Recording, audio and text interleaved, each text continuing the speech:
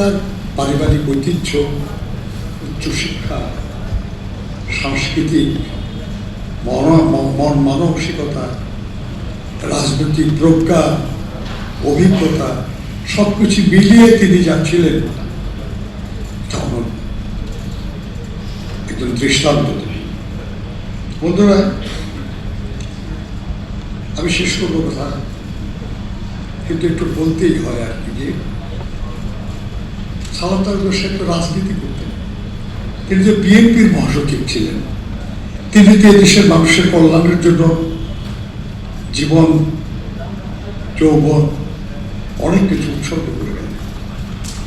সেই রাজনৈতিক মানুষটির স্মরণ সভা একটু রাজনীতির কথা তো বলা উচিত। সবাই জানি আমরা যে আমাদের অসংখ্য সাথীর গুম, খুন, কারা নির্যাতন, নানা ধরনের নিপীড়ন, নানা কষ্টের বিনিময়ে প্রায় 17 বছর ধরে এই কষ্ট, এবং তার শেষ পর্যায়ে জুলাই আগস্টের ছাত্র শ্রমিক গণঅভ্যুত্থান, এর মধ্যে দিয়ে একটা পরিবর্তন এসছে, এবং আমরা সেই পরিবর্তনের ধারাবাহিকতায় আবার রাষ্ট্র পরিচালনার দায়িত্ব পেয়েছি। বাংলাদেশের মানুষ ভুল করে না। 91 সালে কেউ বিশ্বাস করে নাই যে বিএনপি ক্ষমতায় আসবে, কিন্তু বিএনপি যেহেতু এরশাদ আমলে কখনো আপোষ করে নাই, অবিরাম লড়াই করেছে, সেই জন্য 91-তে বিএনপি বিজয়ী হয়েছে। এই 17 বছর ধরে বিএনপি আবার অবিরাম লড়াই করেছে, আপোষ করে না। এক ধরনের হাইপ সৃষ্টির চেষ্টা হয়েছিল এই নির্বাচনের আগে, যে বিএনপি জিতছে না, অন্য কেউ জিতছে।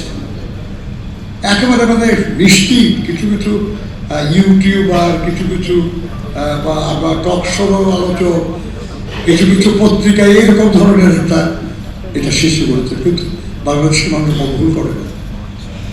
আপোষহীন দল, আপোষহীন নেত্রী বেগম খালেদা জিয়া এবং তার স্থানে, তার অনুপস্থিতিতে জনাব তারেক রহমানের নেতৃত্বে যে বিএনপি, সেই বিএনপিকে জনগণ বিজয়ী করেছে।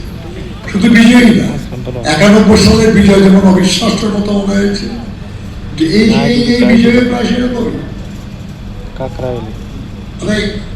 শহীদ জিয়ার আমলে আমরা এত আসন পাই নাই, বেগম খালেদা জিয়ার আমলে আমরা এত আসন পাই নাই।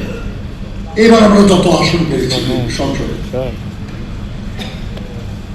কিন্তু কি অবস্থা বলে, একটা বিপর্যস্ত রাষ্ট্র কাঠামো আমরা পেয়েছি, একটা বিধ্বস্ত অর্থনীতি আমরা পেয়েছি, মানুষ সীমাহীন কষ্টে অতিষ্ঠ হয়ে আছে, দ্রুত পরিবর্তন চায় তারা, কিন্তু সাধ্য সীমিত চেষ্টার ত্রুটি নাই, কিন্তু সমস্যার সমাধান এত সহজ না। এরকম একটা পরিস্থিতিতে তারেক রহমানের নেতৃত্বে কাজ চলছে। বেশ কিছু ভালো কাজ শুরু করা হয়েছে, এর ফল যে পর্যন্ত না পাওয়া যাবে বোঝা যাবে না যে কত যুগান্তকারী এসব কাজ। কিন্তু এই কাজগুলির সম্পাদনের জন্য যে শান্তিপূর্ণ অবস্থা দরকার, আমরা বুঝতে পারতেছি যে সেই সময় বিরোধী দল হয়তো দিতে চাইবে না, কারণ তারা মনে করে যদি সময় পায় বিএনপি, আর যদি তার কাজে সাফল্য অর্জন করতে পারে, তাহলে তাদের জন্য ভবিষ্যতে ক্ষতিকারক হবে।